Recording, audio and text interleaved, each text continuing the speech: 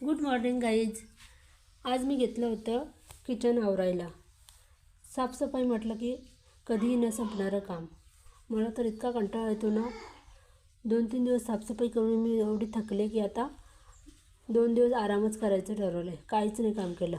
तर हे आहे माझं किचन. मॉड्युलर नाही आहे. तुम्हाला वाटत असेल यांचं तर स्वतःची फॅक्टरी आणि किचन का असं, तर लवकरच आमचं हे किचन मॉड्युलर होईल. त्यासाठी तुम्ही ब्लॉग्स बघत राहा. तर आता माझं किचन सेट झालेलं आहे.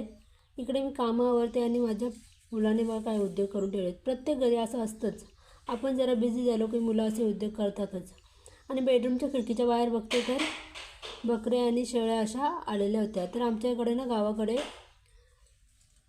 धनगर लोक असे त्यांच्या बकऱ्या चरण्यासाठी आणतात, कारण त्यांच्याकडे चाऱ्याचा अभाव असतो. त्यामुळे ते इकडे असे भटकत असतात आणि गुरांनाही चरायला आणतात. आणि मी ज्या मिरच्या सुकवल्या होत्या ना त्या आज तळून दाखवते.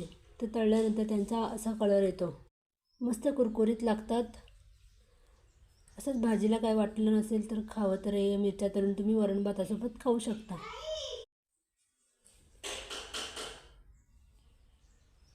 आणि भांडी घासून घासून माझ्या बोटांना थोडंसंच लागलं, पण ते इतकं जमतं आहे ना तर काहीच करायची इच्छा नाही होत.